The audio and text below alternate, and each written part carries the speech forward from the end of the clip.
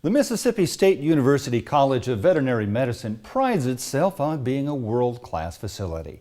And each year, the CVM opens its doors to the public in the hope of inspiring young people to become veterinarians. Here's Farmweek's Amy Myers with the story. The students who planned the 2018 Mississippi State University College of Veterinary Medicine open house really outdid themselves. This year's theme of Pogwarts brought to life the mystery and magic of veterinary medicine. Our main goal is to attract interest to the vet school, so we're hoping to be that spark of interest in veterinary medicine to a young child that may not have those animal experiences. Some people don't grow up with pets, and so we have those here, and so maybe this is the day they look forward to all year as far as seeing animals that they don't get experiences with at home. The open house is operated by veterinary school sophomores and always has a wide range of activities. The painted horse exhibit, always a crowd favorite, shows in detail a horse's bone structure and the layout of its organs. A pet show featured various fantastic beasts and how to care for them. Kids tried their hands at simulated surgery and stitching up injured animals. The petting zoo featured animals like goats, horses, and even chickens. Visitors also saw various exotic animals, X-ray technology exhibits, and demonstrations of veterinary pathology. Animal skeletons were displayed, and weather permitting, a dog agility show is often on site. Our students get to take what they know and what they learn, things like first aid for pets, what are some toxic foods you might have around the house, just things people might not have thought of.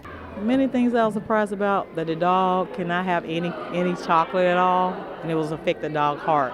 That's the most important thing I learned about.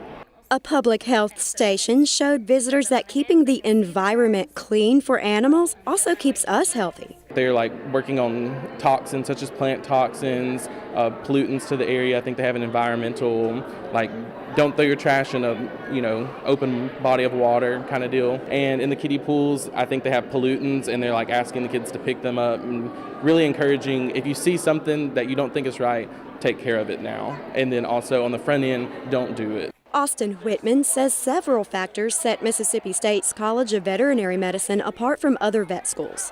We have a strenuous curriculum our first 2 years where we pretty much go through the summers. After second year, you go straight into clinics. So we take our last final on a Thursday and we begin clinics the next Monday. So we get more clinic time, more surgery experience than most other universities. In the real world, these are the things that we're going to be doing every day. So the more clinical experience you can get in a setting like this is essentially what's going to help us in the end. We actually have a couple students who were involved in planning this year's open house that will tell you, if you were to talk with them, that they first generated an interest in veterinary medicine in the MSU College of Veterinary Medicine through attending an open house many, many years ago.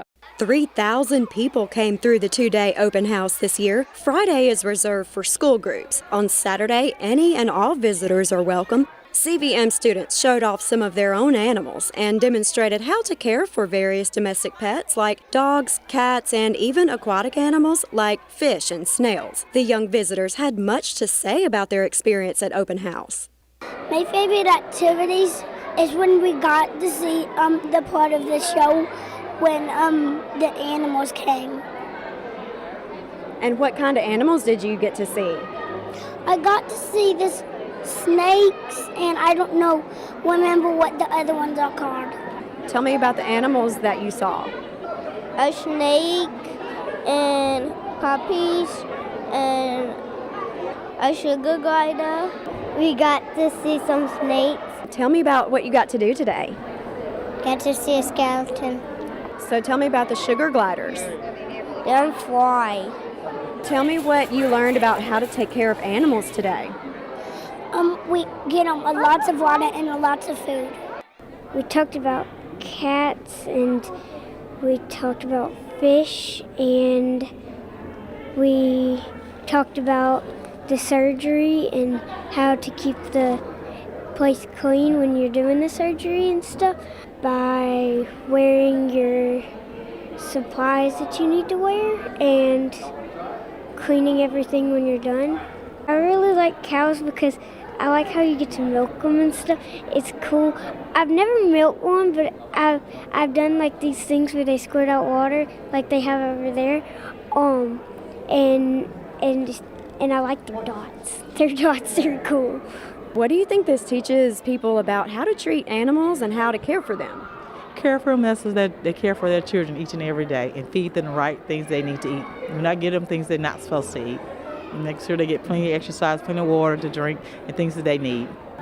It's a fun bit for the kids to learn more about animals and how to care for them. Care for the creation God given us, animals, to take care of them, to pet them, and to treat them like they're our children also, just like we are His children. We really hope that kids of all ages will leave here with an excitement for veterinary medicine, regardless of whatever that means to them, whether it sparks an interest in future career plans to become a veterinarian or a veterinary technician, or whether it just inspires them to be better pet owners, more knowledgeable about how to care for animals in our community, and spark an excitement in kids to be better stewards of the animals and the resources that we have here in the environment. As they ride off into the sunset, these kids leave with smiles on their faces and memories that will last a lifetime. Their teachers are smiling because they know their students have received hands-on learning, some of the best instruction in the world. From Mississippi State University, I'm Amy Myers reporting. I think we might just see some of those youngsters at the CVM one of these days. I think so, Mike. The veterinarians are future generations for sure. Absolutely.